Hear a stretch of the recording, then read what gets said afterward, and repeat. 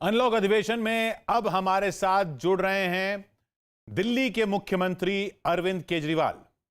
अरविंद जी, स्वागत है आपका। नमस्कार। अरविंद जी, अब तो जो खासकर जो दिल्ली और आसपास के लोग जो रहते हैं उनके लिए सबसे बड़ा सवाल ये बन गया है बॉर्डर। और खुद अदालत ने कह दिया है कि भाई कोई एक सिस्टम बनाइए, एक कॉमन पास बनाइए ताकि ये दिल्ली और एनसीआर के लोग जो हैं वो आ जा सकें। तो ये फिर कब खुल रहे हैं बॉर्डर? जल्दी खुलने चाहिए। हम तो बॉर्डर हमेशा खोलने के पक्ष में रहते हैं और शायद आज अदालत ने ये कहा है कि तीनों सरकारें मिलकर इसका कुछ समाधान निकालें। हमारे अपने कुछ कंसर्न्स थे, उनके अपने कुछ कंसर्न्स हैं। मैं समझता हूँ इसका हम हमेशा इसको खोलने के पक्ष में हैं। ठीक है, थोड़े सा कुछ हमारे कंसर्न्स थे, उसको सॉर्ट आउट कर लेंगे। मैं समझता हूँ इसको जब सारी इकोनॉमी खुल रही है तो बॉर्डर्स भी खुलने चाहिए। तो फिर आप जब वही सवाल आया ना कि जब अनलॉक शुरू हुआ तो दिल्ली ने लॉक कर दिया, आपके ऐसे क्या कंसर्न्स थे? नहीं, ऐसा नहीं है। मैं तो हमेशा ये कहता रहा हूँ कि कोरोना ऐसा नहीं है कि कल जाने वाला है। कोरोना के साथ अब जिंदगी भी जीनी पड़ेगी, जिंदगी को भी खोलना पड़ेगा, इकोनॉमी को भी खोलना पड़ेगा। और कोरोना से बीमार होने वाले लोगों के इलाज की सभी तैयारी करनी पड़ेगी और कोशिश ये करनी पड़ेगी कि कोरोना से लोग अगर हो जाता है कोरोना तो ठीक हो जाएं। उसकी सब तैयारी की है। तो मैं तो हमेशा ही बॉर्डर्स भी खोलने के पक्ष में हूँ और इकोनॉमी भी खोलने के पक्ष में हूँ। हमारा कंसर्न जो था वो पिछले हफ्ते मैंने जनता के सामने ये प्रॉब्लम रखी थी जी। प्रॉब्लम ये है कि दिल्ली देश की राजधानी है। हम सब जानते हैं दिल्ली दिल वालों की है, दिल्ली देश का दिल है और पूरे देश से लोग यहाँ आते हैं। कोरोना के पहले तक जब लॉकडाउन शुरू नहीं हुआ था, दिल्ली में पूरे देश भर से लोग आते थे और दिल्ली के अस्पतालों में अपना इलाज करा के जाते थे जी। हमेशा हमने सबका स्वागत किया, सबका इलाज करते थे दिल्ली के अस्पतालों के अंदर। और किसी भी वक्त में लगभग 60 से 70% लोग दिल्ली में जिनका इलाज होता था वो दिल्ली बाकी देश के होते थे, दिल्ली के अलावा दिल्ली के बाहर के होते थे। ठीक है। अब स्थिति टेम्पररी बेस पे अभी स्थिति ये है कि दिल्ली के अंदर कोरोना बहुत तेजी से बढ़ रहा है। आप देख रहे हैं लोग डेली कितने केसेस कोरोना के आ रहे हैं। इस वक्त अभी लॉकडाउन की वजह से दिल्ली में केवल दिल्ली के लोगों का इलाज हो रहा है। जब मैं दिल्ली के लोग कहता हूं तो दिल्ली के लोग सारे, कुछ लोगों ने इसको गलत इंटरप्रेट किया कि मूल दिल्ली, ऐसा मैं नहीं कह रहा। आज दिल्ली में लॉकडाउन में जितने लोग दिल्ली में रह रहे हैं सब, चाहे कोई बिहार से आया हो, मैं भी तो हरियाणा से आया हुआ हूं, चाहे बिहार से आया हो, चाहे कोई यूपी से, जो आज दिल्ली में रह रहे हैं वो सब। तो अगर दिल्ली में कोरोना के केसेस अभी बढ़ रहे हैं तो इस वक्त दिल्ली के अस्पतालों को अगर हमने पूरे देश के लोगों के लिए खोल दिया और 70% पेशेंट्स दिल्ली बाकी देश के आ गए तो दिल्ली के लोग इलाज कराने के लिए कहां जाएंगे? दिल्ली के लिए एक संकट पैदा हो सकता है।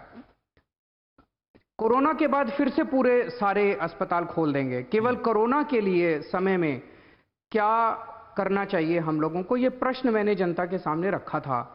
बहुत सारे सुझाव आ रहे हैं, 5-6 लाख लोग अभी तक सुझाव भेज चुके हैं। और एक बड़ा इंटरेस्टिंग सुझाव जो कई लोगों ने दिया है उसमें लोग ये कह रहे हैं कि जी बॉर्डर तो खोल दीजिए। दूसरा उन्होंने कहा कि दिल्ली सरकार के लगभग 10,000 बेड हैं। दिल्ली सरकार के बेड आप दिल्ली के लोगों के लिए रिजर्व कर दीजिए। केंद्र सरकार के भी 10,000 बेड हैं। केंद्र सरकार के बेड पूरे देश के लोगों के लिए खोल दिए जाएं। ठीक है। तो और जो मतलब बड़े बड़े अस्पताल हैं उनमें जो ऐसे स्पेशल सर्जरीज होती है ना, जैसे ट्रांसप्लांट वगैरह होती हैं, जी। वो केवल कई चीजें दिल्ली में होती हैं, वो सबके लिए खोल दी जाए, चाहे कोई भी अस्पताल हो। ठीक है। तो इस तरह के बड़े इंटरेस्टिंग सुझाव हैं जो पहले हम सोच नहीं पा रहे थे।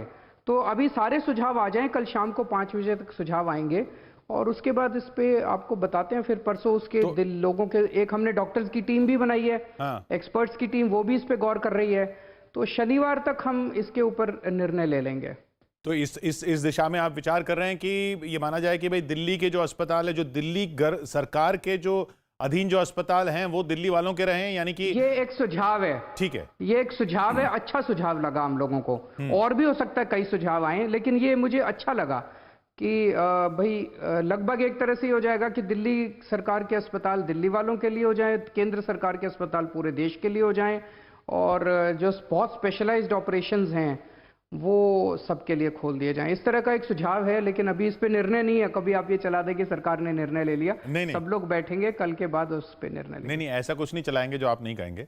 मैं ये कह रहा हूं कि अच्छा, ये समस्या आज के लिए ये पहले से चल रही है कि भाई दिल्ली किसकी, दिल्ली में बाहर के लोग आते हैं, आखिर राजधानी है। दिल्ली सबकी। हाँ, दिल्ली सबकी, दिल्ली पूरे देश की। दिल्ली देश की राजधानी है, दिल्ली सबकी। क्योंकि आप, जैसे आपने खुद कहा, आप हरियाणा से आए हैं, उससे पहले गाजियाबाद में काम करते थे, फिर दिल्ली वालों ने आपको दिल्ली वाला माना, आपको दिल्ली का सीएम तक बना दिया। तो ऐसे ही लोग गाजियाबाद नोएडा, गुड़गांव, फरीदाबाद, बहादुरगढ़ वगैरह से लोग काम करने भी आते हैं ना, तो वो बॉर्डर जो है वो दिक्कत कर रहा है। किशोर जी एक चीज नहीं, वो बॉर्डर तो खुलने चाहिए। मैं इसका कुछ ना कुछ इसका समाधान निकालेंगे बैठ के। ठीक है। मैं जैसे आपके सामने एक समस्या रखता हूं। आज हमने अभी आप हमारा ऐप उठा के देखेंगे, दिल्ली में लगभग अब 8,500 बेड अवेलेबल हैं। 3,500 लोग अभी दिल्ली के अस्पतालों में हैं, तो 5,000 बेड अभी खाली हैं। ठीक है। जिस दिन हमने, अगर दिल्ली के सारे अस्पताल हमने पूरे देश के लिए खोल दिए, ये 8,500 बेड जो हमने इंतजाम किया है ऑक्सीजन के साथ, इनको भरते हुए 3 दिन भी नहीं लगेंगे। और अगर सारे बेड भर गए तो मैं पूछना, मान लीजिए खुदा ना खास्ता कल आपके घर में कोई बीमार होता है, तो आप एक अस्पताल से दूसरे से तीसरे के अंदर आप चक्कर काट रहे होंगे। फिर दिल्ली वाले अपना इलाज कराने कहाँ जाएंगे? तो केवल टेम्परेरी बेसिस के लिए कुछ समाधान ढूंढ रहे हैं कि भाई इस 2-3 महीने जब तक कोरोना ठीक नहीं होता तब तक क्या किया जाए, इसका एक समाधान चाहिए। ये जैसे समस्या, ये अस्पतालों वाली भी काफ़ी पुरानी, जब से दिल्ली को राज्य बनाने की बात हुई तब से ये बात चल रही कि भाई दिल्ली के अस्पताल जो है, एक सुझाव ये था कि दिल्ली के अस्पतालों में इलाज के लिए जो बाहर से आते हैं वो सिर्फ बाकी बाहर के अस्पतालों के रेफर किए हुए केसेस हों, सीधा ना आ जाए, सीधा मरीज ना आ जाए। अगर किसी पड़ोसी राज्य के अस्पताल या डॉक्टर का रेफर किया हुआ केस है तब वो दिल्ली में इलाज पा सके। इस तरह के भी सुझाव शुरू से रहे हैं।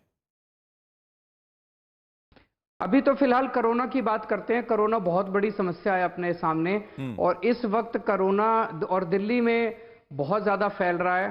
तो इस वक्त दिल्ली के लोगों को कोरोना से बचाने के लिए, उनका कोरोना से इलाज करने के लिए हमें क्या क्या व्यवस्था करनी है, वो मेरे दिमाग के ऊपर सबसे पहला प्रश्न है।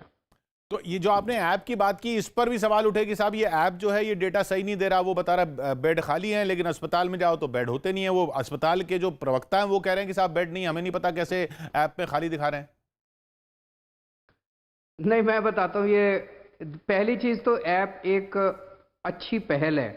ठीक है। आप मानेंगे पूरे देश में, क्या पूरी दुनिया के अंदर इस तरह की अभी पहल नहीं की गई कि हमने ईमानदारी के साथ सारे अस्पतालों का डेटा ऐप के ऊपर डाल दिया कि भाई किस अस्पताल में कौन सा बेड खाली है, कितने बेड खाली हैं, कितने वेंटिलेटर खाली हैं, आप उसके हिसाब से चले जाओ। ये अच्छी पहल है, परसों ही ऐप लॉन्च किया है। अब कुछ अस्पताल बदमाशी कर रहे हैं। ये जो डेटा इसमें डाल रहे हैं ना, ये हम नहीं डालते, ये अस्पताल वाले खुद डालते हैं। उनको सबको पासवर्ड दिए हुए हैं। कुछ अस्पताल वाले अपने अस्पताल में कोविड के पेशेंट्स का इलाज नहीं करना चाहते।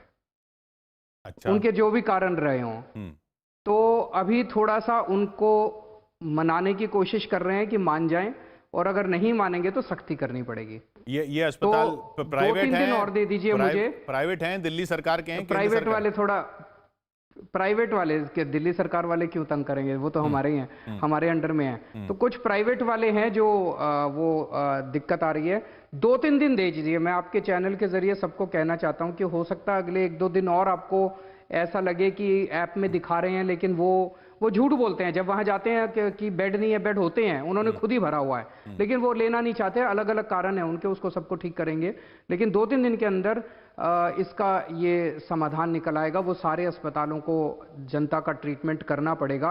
अंत पंत में जितने भी अस्पताल हैं, प्राइवेट अस्पताल हैं, वो पैसा कमाने के लिए नहीं बने हैं। सब लोग जनता की सेवा करने के लिए बने हैं। और इस वक्त कोरोना के टाइम में सबका फर्ज बनता है कि आगे बढ़ के जनता की सेवा करें। नहीं तो ये केंद्र सरकार के अस्पतालों पर सवाल नहीं है। नहीं, केंद्र सरकार वालों का मुझे नहीं लगता इसमें कोई दिक्कत आ रही है। प्राइवेट अस्पतालों को जो 20% हमने कहा कि हर अस्पताल 20% अपने बेड रिजर्व करेगा, वो हालांकि दिखा देते हैं कि 40 बेड खाली हैं, लेकिन जब जाते हैं तो वो लेना नहीं चाहते अभी कोविड के पेशेंट्स को, तो वहां दिक्कत आ रही है। क्योंकि और ये क्योंकि कुछ अस्पतालों ने कहा कि हाँ। हमें 20% से दिक्कत है। अच्छा, 20% नहीं करना चाहते आप, तो ठीक है, कल तक का टाइम देते हैं। जो जो 20% नहीं कर सकते उनको 100% कर देंगे, फिर उनको पूरा कोविड डिक्लेयर कर देंगे। अच्छा ये बताइए कि ये विरोधी आपके ये भी इल्जाम लगा रहे हैं कि साहब डेटा मिसमैच सिर्फ यही नहीं है, डेटा मिसमैच मौत के आंकड़ों पर भी है कि भाई दिल्ली सरकार दिखाना चाहती है कि हमारे कोरोना कंट्रोल में है, इसलिए मौत के आंकड़े भी कम बता रही है। उससे क्या गोल्ड मेडल मिलेगा मेरे को? मतलब जो लोग इस वक्त इस किस्म की गंदी राजनीति करते हैं, मुझे उससे बड़ा दुख है। इन्हीं लोगों ने, जो लोग ये आरोप लगा रहे हैं, इन्होंने हाईकोर्ट के अंदर केस किया हमारे खिलाफ। जी जी। हाईकोर्ट ने सारी जांच की और हाईकोर्ट ने उनका केस डिसमिस कर दिया, ये कह के कि दिल्ली सरकार के मौत के आंकड़े ठीक हैं। अब इससे बड़ा सर्टिफिकेट और क्या होगा? ये बताइए आपकी नज़र में आज मतलब अब बहुत सारे एक्सपर्ट्स अलग अलग राय दे रहे हैं। अब आपने इतने समय ये कोरोना काल निकाला सरकार के तहत और अभी भी चल रहा है कोरोना काल, तो ये लॉकडाउन लगाना सही था? उस वक्त मेरे हिसाब से सही था, क्योंकि उस वक्त देश या कोई भी राज्य की सरकार कोरोना से निपटने के लिए तैयार नहीं थी। कोरोना के बारे में ही कुछ नहीं पता था अपने को, सबको नया नया वायरस था। सारे देश इससे निपटने में असक्षम हो रहे थे। उस टाइम अगर लॉकडाउन नहीं लगाते तो देश में इतना जबरदस्त कोरोना फैल जाता, फिर ना तो अपने पास पीपी किट थे उसको डील करने के लिए, ना आरटीपीसीआर किट थे, ना अपने पास रैपिड टेस्टिंग किट थे, ना अपने पास कुछ भी नहीं था, मास्क थे, कुछ भी नहीं था। हम बिल्कुल ना ऑक्सीजन। अब हमने 2 महीने के अंदर दिल्ली में सारी तैयारी कर ली है। अब अपने पास पीपी किट्स भी हैं सफिशिएंट, आरटीपीसीआर किट्स भी हैं, रैपिड टेस्टिंग किट्स भी हैं, अपने पास ऑक्सीजन के भी खूब सारे बेड्स हमने तैयार कर लिए हैं, प्राइवेट अस्पतालों को भी तैयार कर रहे हैं। अब हमने तैयारी कर ली है। अब जब लॉकडाउन खोल रहे हैं तो एक बार केस बढ़ेंगे, और ये जो केस बढ़ेंगे, अस्पताल में लोग आएंगे, तो दिल्ली के अंदर आज 8,500 बेड हैं। और अभी अभी शाम को मेरी सारे अफसरों के साथ मीटिंग हुई है। हम दिल्ली में 20,000 बेड्स की तैयारी कर रहे हैं, 20,000 बेड्स, और कोशिश करेंगे इसमें ज्यादा से ज्यादा ऑक्सीजन बेड्स हों। तो अब हमारे पास तैयारी है। अब अगर केस आते हैं, हम लोगों का इलाज करने के लिए तैयार हैं। एक आप स्थिति सोच के देखिए, जो इटली में हुआ, न्यूयॉर्क में हुआ, फ्रांस में हुआ, स्पेन में हुआ, कि 8,000 पेशेंट्स थे, 2,000 बेड थे, 20,000 पेशेंट्स थे, 10,000 बेड थे। तो वहां लोग सड़कों के ऊपर पड़े हुए थे, अस्पताल में बेड नहीं मिल रहे थे, आईसीयू में बेड नहीं मिल रहे थे। इसीलिए ज्यादा लोगों की मौत हुई, क्योंकि उनका इलाज नहीं करा पाए। अब हम इलाज करने की तैयारी कर चुके हैं, तो इस वजह से दिल्ली में मौत कम होनी चाहिए। मैं ऊपर वाले से प्रार्थना करता हूं, अभी तक इसको कंट्रोल किया हुआ है हम लोगों ने, मौत के आंकड़े को। आगे भी लोगों को कोरोना होगा, उसको ठीक करके उनको घर भेजेंगे, ऐसी मेरी प्रभु से कामना है। नहीं तो आप ये नहीं मानते कि जैसा कहा जाता है, या जो कुछ लोग इल्जाम लगाते हैं कि साहब लॉकडाउन लगाना सही था, लेकिन उसको फैसला लेने में लेट हो गई सरकार, पहले एयरपोर्ट पे स्क्रीनिंग शुरू हो जाती, पहले इसको उतना भयावह नहीं आंका गया शुरू में। ये वाली स्थिति मैं मानता हूं जो अभी आपने एयरपोर्ट वाली बोली है, क्योंकि इसकी दिल्ली भुक्तभोगी है। लगभग फरवरी के महीने से विदेशों से बहुत सारे इंडियंस को देश में लाना शुरू किया गया।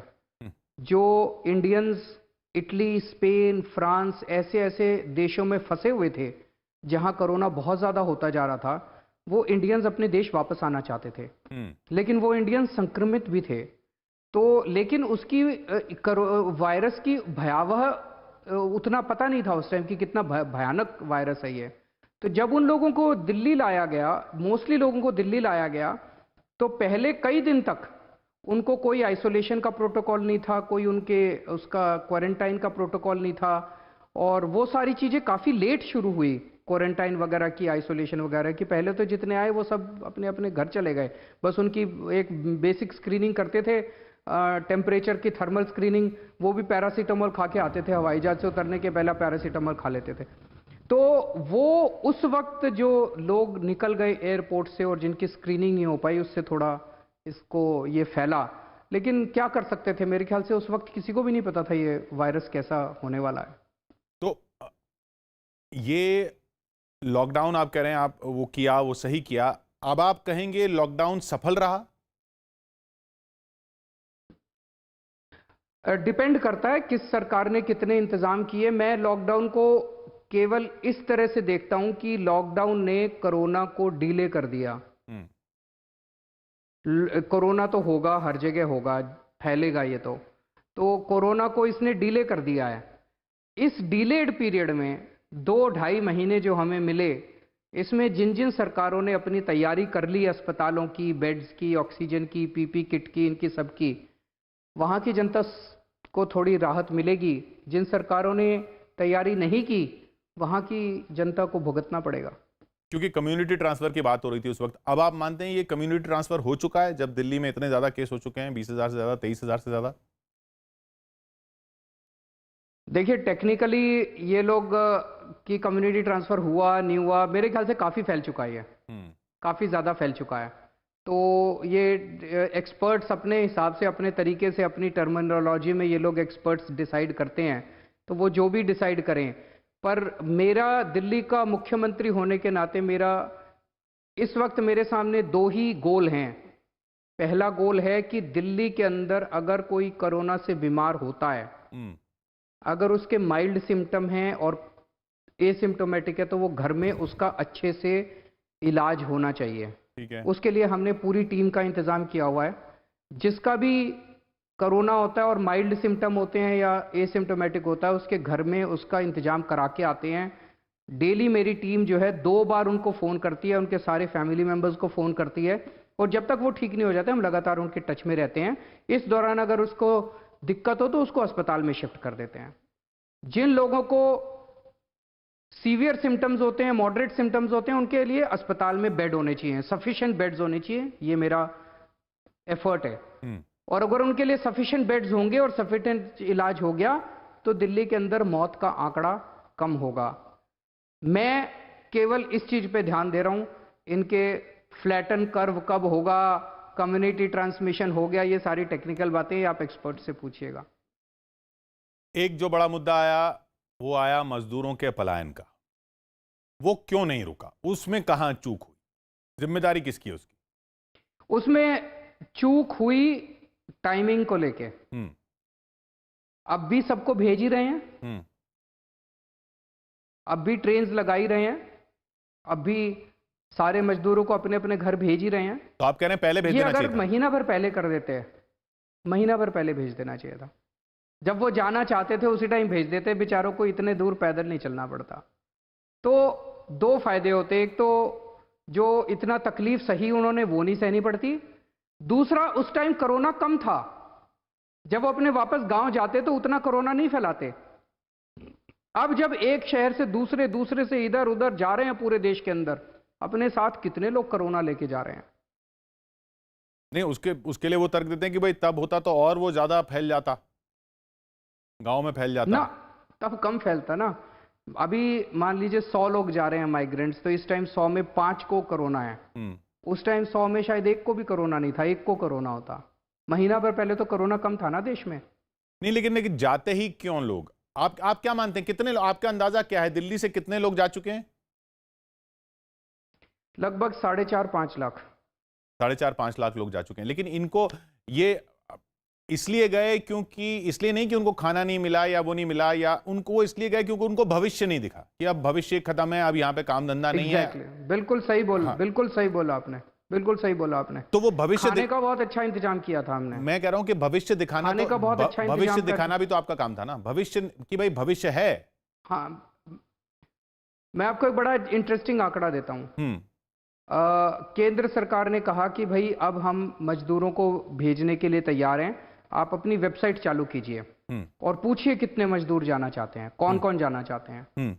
हमने दिल्ली में वेबसाइट चालू कर दी, लगभग 7 लाख लोगों ने रजिस्टर किया कि हम जाना चाहते हैं।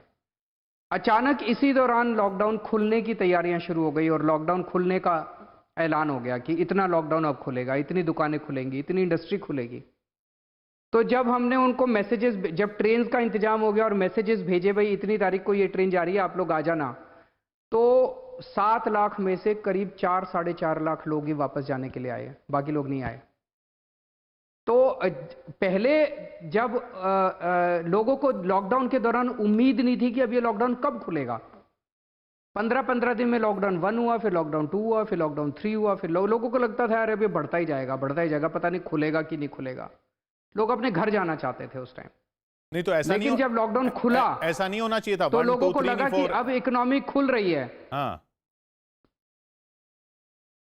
नहीं पर ऐसा होना नहीं चाहिए था क्या? आप क्या कहते हैं कि 1 2 3 4 लॉकडाउन नहीं होना चाहिए था? अभी तो आप कह रहे थे होना चाहिए था।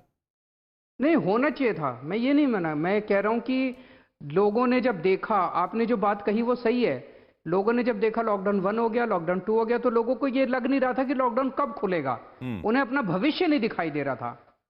लेकिन जैसे ही लॉकडाउन खुलना चालू हुआ और दुकानें खुलनी चालू हुई, इंडस्ट्री खुलनी चालू हुई, तो लोगों को लगा अब खुलने की दिशा में बढ़ रहे हैं सब लोग, अब खुल रहा है, तो लोग रुक गए, काफी लोग रुक गए। नहीं पर ये भी तो आपकी मतलब सरकार की जिम्मेदारी नहीं थी कि भाई ये अंत नहीं है, इसके बाद काम धंधे फिर से शुरू होंगे? क्योंकि लोगों को लगने लगा, और अभी भी बहुत लोगों को लग रहा है कि पता नहीं काम धंधा हमारा जो था वो कब वापस आएगा नहीं आएगा, उसमें काम करेंगे कैसे करेंगे, कुछ धंधे तो ऐसे हैं जो शायद पता नहीं बहुत समय बाद खुलेंगे। तो वो भविष्य दिखाना, क्योंकि वो इसी के लिए तो आए थे। नहीं, कोशिश की हम लोगों ने, जब खाना भी बांटा, लगभग 10 लाख लोगों को डेली खाना खिलाते थे उन दिनों में, डेली लंच और डिनर कराते थे। 1 करोड़ लोगों को फ्री में राशन बांटा हम लोगों ने, उनको रोजमर्रा के सामान की साबुन, तेल, सारी किट भी दी हम लोगों ने। तो उन लोगों को काफी समझाया, लेकिन उस वक्त तो वो अड़े हुए थे कि जी बस अपने गांव जाना है, खाना तो सही है, रहना सही है, गांव जाना है, अपने गांव जाना है। वो एक इमोशनल सा मुद्दा बनता जा रहा था उनके साथ। अब आप इससे सहमत हैं? अनलॉक के तरीके से अनलॉक 1 नाम दिया है, तो मतलब आगे और ये अनलॉक धीरे धीरे करके खुलेगा, यही तरीका होना चाहिए? मुझे लगता है कि अब इकोनॉमिक को अनलॉक तो करना पड़ेगा, क्योंकि जिंदगी भर लॉकडाउन में जिंदगी नहीं जी जा सकती। कोरोना का कोई अंत नहीं पता कि कोरोना का अंत कब होगा, कैसे होगा, तो अनलॉक तो करना पड़ेगा। सरकारों को तैयारी ये करनी पड़ेगी कि अगर कोई कोरोना से बीमार हो तो वो ठीक ठाक होकर घर चला जाए। अब सवाल ये कि ये आरोप भी आप पर लगता है कि भाई आप अब पैसे मांग रहे हैं, 5,000 करोड़ मांग रहे हैं, आपके पास तो इतना बजट होता था, सरप्लस होता था, वो सब कहां चला गया? आप दिल्ली सरकार को क्या जरूरत पड़ गई कि साहब पैसे खत्म हो गए, अब हमारे को तनख्वाह देने के लिए पैसे नहीं है? देखिए आप किशोर जी, आपने बिल्कुल सही कहा, दिल्ली सरकार अकेली सरकार है पूरे देश में जो पिछले 5 साल से नफे में चल रही है, प्रॉफिट में चल रही है। सारे देश की सारी सरकारें घाटे में चल रही हैं। तो फिर पैसे कहां गए? केंद्र सरकार भी घाटे में चल रही है, बाकी सारी राज्य सरकारें भी घाटे में चल रही हैं, और पता नहीं कितने लोन ले रखे हैं, हमने लोन भी नहीं ले रखे ज़्यादा किसी से। तो लेकिन अब इस वक्त हमारा टैक्स नहीं आ रहा, तो हमारे पास पैसे कहाँ से आएंगे? तो हमने मदद मांगी है केंद्र सरकार से। केंद्र सरकार भी हमारी सरकार है, हमारे देश की सरकार है, जरूर मदद करेगी, क्यों नहीं करेगी। तो भाई शराब पे तो आपने टैक्स बढ़ा दिया, अब और किस किस पे बढ़ेगा? क्योंकि अब टैक्स तो लेना पड़ेगा ना आपको। और किसी पे टैक्स बढ़ाने की हमारी अब वो नहीं रही ना, कि जीएसटी लग गया, जीएसटी तो केंद्र सरकार डिसाइड करती है। नहीं तो अगर केंद्र नहीं देगा 5,000 करोड़ रुपए, तो कैसे लाएंगे पैसे? करेंगे कुछ ना कुछ, चिंता मत कीजिए, जनता को तकलीफ नहीं होने देंगे। मतलब ये बिजली पानी मुफ्त रहेगा जिनको मिल रहा है, या वो चला जाएगा? अभी तक मुफ्त है ना, पिछले 3 महीने से भी मुफ्त है। कुछ पार्टी वाले कह रहे थे कि केजरीवाल झूठ बोल रहा है, चुनाव के बाद मुफ्त नहीं रहेगा, अभी तक तो मुफ्त चल रहा है। चिंता मत कीजिए, ऊपर वाला सब अच्छा करेगा। नहीं, ऊपर वाले के भरोसे तो सारी दुनिया बैठी है केजरीवाल जी। लेकिन ये बताइए कि जब तनख्वाह के आप पैसे मांग रहे हैं, तो लोग डरेंगे ना कि भाई अब ये पैसा कहीं ना कहीं से तो लिया ही जाएगा। डरने की जरूरत नहीं है, आपका केजरीवाल बैठा है, भरोसा रखिए। क्योंकि अच्छा, फिर एक इल्जाम ये लगता है कि भाई केजरीवाल साहब के पास विज्ञापन देने के लिए पैसे हैं, हमारे लिए नहीं है, तनख्वाह के लिए नहीं है। अच्छा एक चीज बताइए, विज्ञापन किस चीज के दे रहे हैं? कोरोना के विज्ञापन दे रहे हैं, तो कोरोना के बारे में जागरूकता कैसे फैलाएं बताओ? बताओ क्या आप किशोर जी, आप इंडिपेंडेंट आदमी हैं, पिछले 2 महीने के सारे विज्ञापन उठा के देख लो, कोई गलत विज्ञापन दिया हो? होम क्वारंटाइन कैसे करना है, होम आइसोलेशन में जब आप हैं तो आपको क्या क्या एहतियात बरतनी है, ये बताऊं कि ना बताऊं? सब लोग मास्क पहने, ये बताएं कि ना बताएं? अपने हाथ सैनिटाइजेशन कैसे करने हैं, ये बताएं कि ना बताएं? कोरोना के बारे में जागरूकता करना मतलब ये भी विज्ञापन, मतलब इतनी गंदी राजनीति करते हैं ये लोग, इतनी गंदी राजनीति करते हैं ये लोग, बहुत दुख होता है मुझे यार। कोरोना तो छोड़ देते, कोरोना का समय तो छोड़ देते राजनीति करने से। भाई कोरोना के समय में ही और भी तरह की राजनीति, जैसे आपने कहा ना आंकड़ा बढ़ गया, उस वक्त आपने भी कहा, आपकी सरकार ने भी कहा कि भाई तबलीगी जमात में जो हुआ उसकी वजह से। किशोर जी, हम हाँ, लोग राजनीति नहीं कर रहे बिल्कुल। हाँ, अगर केवल प्योर शुद्ध राजनीति करनी होती, मैं इस टाइम बैठ के कह देता कि केंद्र सरकार ने जो लॉकडाउन किया वो गलत था, केंद्र सरकार ने ये किया वो गलत था। जो देश के हित में है मैं उसको सही बोलता हूं, जो देश के खिलाफ है वो मैं उसको गलत बोलता हूं। हमने बिल्कुल राजनीति नहीं की इस दौरान, और पूरे एक साथ कदम से कदम केंद्र सरकार के कदम से कदम मिला के चले हैं, क्योंकि इस टाइम देश को बचाना जरूरी है, लोगों की जान बचानी जरूरी है। राजनीति बाद में कर लेंगे यार, 5 साल बाद चुनाव आएंगे तब कर लेंगे राजनीति। यही मौका है क्या राजनीति करने का, जब जनता मर रही है हम राजनीति करने बैठे हैं? मौत के आंकड़ों पे राजनीति कर रहे हैं, बताइए। विज्ञापन कर कोरोना के विज्ञापन पे राजनीति कर रहे हैं, यही चीज है राजनीति करने के लिए। तबलीगी जमात को अब भी आप जिम्मेदार मानते हैं एकदम से स्पाइक आने के लिए? उस वक्त कुछ लोग उनके यहां भी विदेशों से आए थे जी, जैसा मैंने कहा, विदेशों से कई लोग आए थे, तो उनके भी विदेशों से कुछ लोग आए थे जो कोरोना लेके आए थे। उसका एक कारण था, जब शुरू में दिल्ली में कोरोना फैला तो वो भी एक कारण था। लेकिन वो है ना, उसको सांप्रदायिक रंग दे दिया गया, गलत था। बताइए, कोरोना के टाइम में भी हिंदू मुसलमान करते हैं ये लोग यार, पाप लगेगा इनको, ऊपर वाला माफ नहीं करेगा इन लोगों को। वो तो अभी भी, अब जैसे वो चार्जशीट जारी हो रही है दिल्ली दंगों के ऊपर, उसमें भी यही बात आ रही है कि भाई आपके कॉरपोरेटर थे और फिर आपके विधायक कह रहे हैं कि आपके कॉरपोरेटर को इसलिए नाम दिया गया क्योंकि वो मुसलमान है। तो कोरोना काल तो अभी भी चल रहा है ना भाई। ये सारी, जिसने भी कराए दंगे, गलत बात थी, जिसने भी कराए उसको सजा दो, ठीक है, चाहे वो हिंदू हो चाहे मुसलमान हो। जिसने भी दंगे कराए, दंगों में जिसने भी कत्लेआम कराया, चाहे वो हिंदू है चाहे मुसलमान है, पकड़ के सजा दो उसको। राजनीति क्यों कर रहे हो? नहीं, पर आपके विधायक ने कहा कि वो नाम इसलिए है ताहिर हुसैन का क्योंकि वो मुसलमान है। अमानतुल्लाह खान ने मुझे खुद लगता है ट्वीट इस किया। तरह की हमें, हिंदू और मुसलमान इस वक्त कोरोना के टाइम में पूरे देश का एक ही मकसद होना चाहिए, लोगों की जान बचाना। पूरे, ये मौका भी है पुण्य कमाने का। लोग तकलीफ में हैं, लोग भूखे हैं, लोग बीमार हैं। भूखों को खाना खिलाना पुण्य का काम है, बीमार का इलाज करवाना, बीमार को अस्पताल पहुंचाना पुण्य का काम है, बीमारों की सेवा करना पुण्य का काम है। मैं सबसे निवेदन करता हूं, आम आदमी पार्टी वालों से भी कहता हूं, बीजेपी वालों से भी कहता हूं, कांग्रेस वालों से भी कहता हूं, राजनीति छोड़ के इस वक्त आप सब लोग जनता की सेवा करिए। इससे बड़ा इस टाइम धर्म का काम कोई नहीं है, इससे बड़ा पुण्य का काम कोई नहीं है। खुद को कितने नंबर देंगे आप इस लड़ाई में एज सीएम? मैं नंबर देने नहीं आया और ना नंबर लेने आया हूं मैं। मेरी कोशिश ये है, सबसे बड़े नंबर होंगे अगर दिल्ली के अंदर एक भी आदमी कोरोना से ना मरे, मेरे को बहुत संतुष्टि होगी।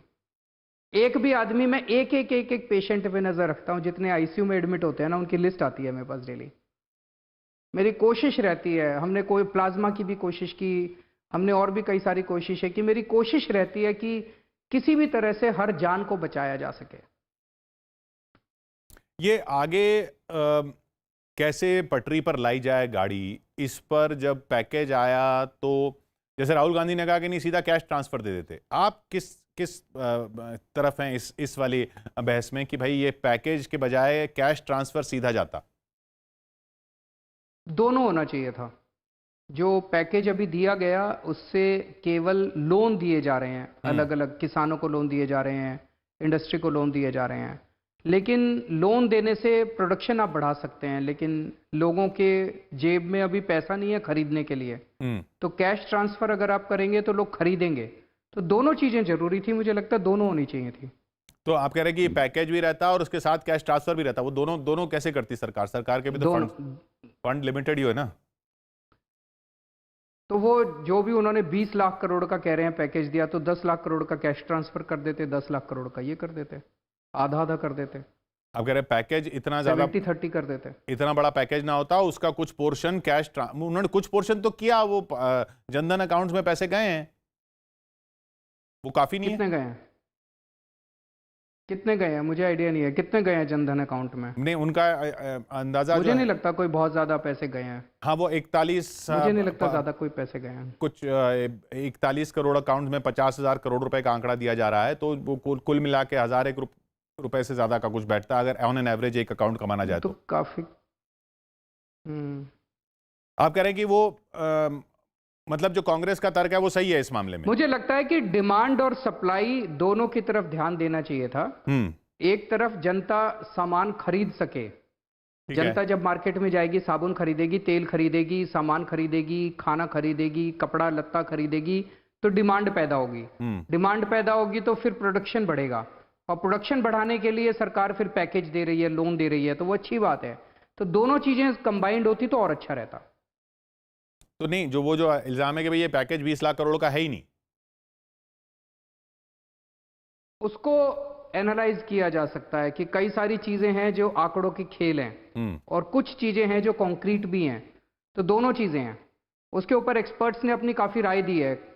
अलग अलग लोगों का कहना है कि ये तो केवल एक लीपापोती की गई है, ये तो केवल, तो उसमें काफी सारी चीजें ऐसी है जो लीपापोती नजर आती है, कई कुछ चीजें ऐसी है जिसमें कॉन्क्रीट नजर आता है कि हाँ भाई ये किसानों को ये लोन दे रहे हैं, हाँ भाई ये एमएसएमई को ये लोन दे रहे हैं। तो जो लोन वाला हिस्सा है वो तो सही लगता है, वो तो लोन से अगर लोन मिलेगा तो लोग प्रोडक्शन बढ़ाएंगे। तो दूसरी चीज जो है वो अगर उसके साथ एक कैश ट्रांसफर होता तो अच्छा रहता। तो आप खुद को तो नंबर नहीं दे रहे, मोदी सरकार को कितने नंबर दे रहे हैं? मतलब उन्होंने कैसी लड़ाई लड़ी है? मैं किसी को कोई नंबर नहीं देना चाहता, मैं नंबर देने के लिए नहीं आप अगर आपके हाथ में, बहुत ज्यादा चिंतित रहता हूं। हाँ, मैं बहुत ज्यादा चिंतित रहता हूं कि किस तरह से लोगों की जान बचाई जा सके।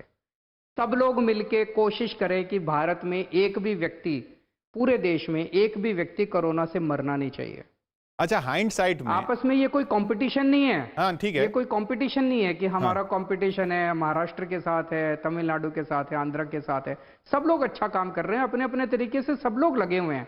कहीं केसेस कम है तो ऐसा नहीं कि वहां की सरकार ने कोई बहुत चमत्कारिक कर दिया, कहीं केसेस ज्यादा हैं तो ऐसा नहीं कि वहां की सरकार बिल्कुल निकम्मी है। सब लोग लगे हुए हैं, सब लोग अपने अपने तरीके से। आप देखिए कितने बड़े बड़े देश हैं, अमेरिका है, न्यूयॉर्क है, फ्रांस, स्पेन, इटली, लंदन, बड़े बड़े देश फेल हो गए। ऐसा नहीं कि उन देशों के अंदर तो कितनी अच्छी व्यवस्था होती थी। उन देशों के अंदर तो कहीं तेजी से फैलता है कोरोना, कहीं धीरे फैलता है कोरोना, अपने अपने वो हैं। तो सब कोशिश कर रहे हैं, और सबकी कोशिशों के अंदर इस वक्त राजनीति छोड़ के हमें सबका हाथ बटाना चाहिए। नहीं, थोड़ा सा अगर रिवाइंड अगर आप कर सकें कि अगर आपके हाथ में ये ताकत होती कि भाई 2 महीने पहले रिवाइंड करते, तो ऐसा कौन सा फैसला करते जो आपको लगता है कि हमने नहीं किया? हमने मतलब देश ने पूरे तौर पर। वो थ्योरेटिकल क्वेश्चन है किशोर जी, क्या फायदा है? अब ये सोचते हैं ना कि आगे अपने को जिंदगी कैसे अच्छी चलानी है, तो चलिए रिवाइंड नहीं करते हैं। 2 महीने पहले क्या कर लेते नहीं कर लेते, सारी थ्योरी की बातें हैं। चलिए रिवाइंड नहीं करते हैं, फास्ट फॉरवर्ड कर लेते हैं। अरविंद केजरीवाल परिवार के साथ वो चाइनीज फूड खाने कब जाएंगे? मेरे ख्याल से 8 तारीख को केंद्र सरकार ने कहा है कि वो रेस्टोरेंट खोलने वाली है जी। 8 तारीख को उन्होंने कहा कि मॉल्स खोलने वाले हैं, तो देखते हैं 8 तारीख को अगर वो खोल देते हैं तो फिर जाएंगे सब लोग। और स्कूल कब खोल रहे हैं आप? केंद्र सरकार ने शायद गाइडलाइंस में बोला ये लॉकडाउन फेज 3 में, अनलॉक फेज 3 में शायद स्कूल खोलने की तैयारी करेंगे वो। जुलाई से शायद वो कह रहे हैं। तो उसका जो खाका आएगा उसके बाद बैठ के सब लोग इसको डिसाइड करेंगे। और आप चाइनीज फूड के अलावा फिल्में भी तो देखने जाते हैं, फिल्में कब देखेंगे आप? अभी तो मुझे लगता है उसको तो टाइम लगेगा, उसको समय लगेगा। तो कुछ धंधे हैं जो अभी चौपट रहेंगे। कुछ समय तो लगेगा। इस वक्त सबसे इम्पोर्टेंट ये है कि धंधे जल्दी जल्दी अब चालू हों, लोगों के मन से पहली बात तो डर निकले। आपको ये जान के ताज्जुब होगा कि हालांकि हम लोगों ने मार्केट खोल दिए, कुछ मार्केट की एसोसिएशंस ने अभी भी डिसाइड किया है कि कोरोना बहुत फैल रहा है, हमें कोरोना हो जाएगा, हम मार्केट नहीं खोल रहे, और वो मार्केट अभी भी बंद है। लोगों के मन में इतनी दहशत है कोरोना को लेके, इतनी दहशत है, इस दहशत को निकालना बहुत ज़रूरी है। और वो दहशत तब निकलेगी जब लोगों में ये कॉन्फिडेंस हो जाएगा कि भाई हाँ, हमारे लिए अच्छी कोरोना की चिंता करने की ज़रूरत नहीं है। मैं बार बार एक दो चीज़ें मैं आपके चैनल के ज़रिए जनता को कहना चाहता हूँ जी। एक तो ये, कोरोना हो जाए तो तुरंत अस्पताल मत दौड़िए, ठीक है। प्लीज। आपको थोड़ा सा बुखार है, आपको थोड़ी सी खांसी है, या आपको कोई भी सिम्टम नहीं है, आप पॉजिटिव आ गए, आपने टेस्ट कराया, आप पॉजिटिव आ गए, आप अस्पताल मत दौड़िए। हमारी टीम एक एक कोरोना मरीज पे, हम जैसे आज अगर कोरोना का आपका टेस्ट का रिजल्ट आता है तो कल या परसों, मैक्सिमम परसों तक आपके पास दिल्ली सरकार से किसी का या तो फोन आएगा और या आपके घर मिलने के लिए कोई आएगा। अगर फोन नहीं होता, मान लीजिए फोन नंबर गलत है, तो आपके घर हमारे डीएम की कोई टीम आती है, वो आपको गाइड करती है, वो आपको बताती है कि आपका घर में इलाज हो सकता है या आपको अस्पताल ले जाने की जरूरत है। अगर आपका घर में इलाज हो सकता है तो फिर आपको और आपके पूरे परिवार को गाइड किया जाता है।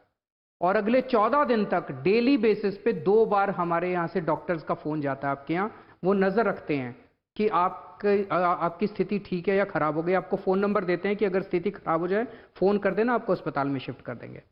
जिन लोगों को अस्पताल में जाने की जरूरत होती है उनको अस्पताल में लेके जाते हैं। अब जितने लोगों को हम होम आइसोलेशन कर रहे हैं उनको हम एक ऑक्सीमीटर भी, अब 2-3 दिन में हम एक्वायर कर रहे हैं, ऑक्सीमीटर भी दे देंगे। उससे क्या होगा? कोरोना में केवल और केवल एक चीज होती है, आपका ऑक्सीजन लेवल कोरोना में डाउन हो जाता है। ऑक्सीजन लेवल डाउन हो जाने से आपकी सांस फूलने लगती है, आपको ब्रेथलेसनेस होती है और कई बार आप कोलैप्स कर जाते हैं। ये कोरोना में और कुछ नहीं होता। अगर आप अस्पताल में जाते हैं कोरोना में, आपका केवल 2 इलाज करते हैं, आपको ऑक्सीजन दे देते हैं, आपको पैरासीटामोल दे देते हैं, बस। इसके अलावा तीसरा कोई इलाज ही नहीं है अस्पताल के अंदर। तो आपको हम ऑक्सीमीटर दे देंगे आपके घर में, आप पूरा दिन में 6 बार 7 बार 8 हर घंटे में अपनी ऑक्सीजन नाप लीजिए। अगर आपकी ऑक्सीजन कम हो, आप हमें फोन कर दीजिए, हम एम्बुलेंस भेज के आपको अस्पताल में एडमिट करा देंगे। तो प्लीज अस्पतालों की तरफ मत भागिए। जैसे ही मैंने ये ऐप लॉन्च किया, आपको जान के ताज्जुब होगा, सबको पता चल गया कि किस किस अस्पताल में कितने बेड खाली हैं। एक दिन के अंदर 1000 पेशेंट्स का बढ़ोतरी हुई हमारी अस्पतालों में। 2.5 महीने में टोटल 2500 पेशेंट्स थे हमारे, एक दिन में 3500 पेशेंट हो गए। सब लोग अस्पतालों की तरफ भागे, मुझे भी एडमिशन लेना है, मुझे भी। ये ठीक नहीं है। अगर आप माइल्ड पेशेंट हैं, अगर आप एसिम्टोमेटिक पेशेंट हैं, तो आप किसी और जो सीरियस पेशेंट है उसका हक मार रहे हैं, फिर उसको एडमिशन नहीं मिल पाएगा। अभी तो मेरे पास 8500 बेड हैं, ज्यादा चिंता करने की जरूरत नहीं है, और इसको मैं 20,000 बेड पे लेके जाऊंगा। अभी अगले कुछ दिनों के अंदर हम 20,000 बेड तैयार कर लेंगे दिल्ली वालों के लिए। लेकिन अगर आपको बेड की जरूरत नहीं है, प्लीज आप बेड अस्पताल की तरफ मत भागिए, घर में रहिए, घर में इलाज कीजिए। हम हैं आपका ध्यान रखने के लिए, आपका घर में हम ध्यान रखेंगे। तो चलिए वो सवाल फिर घुमा के पूछ लेते हैं कि जब सब कुछ नॉर्मल हो जाएगा, और उसी की उम्मीद में जीना चाहिए कि सब कुछ नॉर्मल वैसा ही हो जाएगा जैसा था, तब पहली छुट्टी पे अरविंद केजरीवाल कहाँ जाएंगे? अभी छुट्टी का तो मैं सोच भी नहीं सकता। अच्छा, ये लेकिन राजनीति की दुकान चली जा रही है सबकी, और वो मैं आपके लिए नहीं कह रहा, मतलब आपकी पार्टी की हो या किसी की, सभी की चली जा रही है। ये बताइए, एक ये खबर है कि वो सिद्धू जी आपकी पार्टी में आ गए हैं। कब आ रहे हैं? मुझे बिल्कुल आइडिया नहीं है। कोई बातचीत नहीं हुई है ना, मेरे को बिल्कुल आइडिया नहीं। इस पर स्वागत है उनका? स्वागत है उनका। वो तो कांग्रेस में है, बीजेपी में रह चुके हैं, आप नेता का स्वागत कर रहे हैं किसी दूसरी पार्टी के ऐसे ही? अब आप कोरोना के टाइम में राजनीति की बात करेंगे तो ज्यादा इलेबोरेट भी नहीं कर सकते। एक बारी कोरोना खत्म हो जाए फिर आपसे अच्छा सा इंटरव्यू करेंगे राजनीति के ऊपर। ठीक है सर, कोशिश करेंगे कि, और उम्मीद करेंगे कि राजनीति स्वस्थ हो, लोगों की बातों पर हो, लोगों का फायदा हो। ये राज्यों की लड़ाई अचानक से ना लोग और देश हाँ, स्वस्थ हो, देश स्वस्थ देश हो स्वस्थ हो, लोग स्वस्थ हों और लोग और राज्यों के ऊपर वाला नागरिक ना जल्दी ये रहें, कोरोना खत्म करे। देश के नागरिक बने, राज्यों के नागरिक ना गिने जाएं। आज लोगों को पता चल रहा है कि वो बिहार के हैं, यूपी के हैं, दिल्ली नहीं जा सकते, इधर नहीं जा सकते, बॉर्डर आप खोल दें, ये इसी उम्मीद में बैठे हम।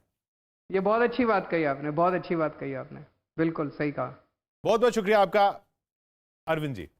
थैंक यू, शुक्रिया, थैंक यू सो मच।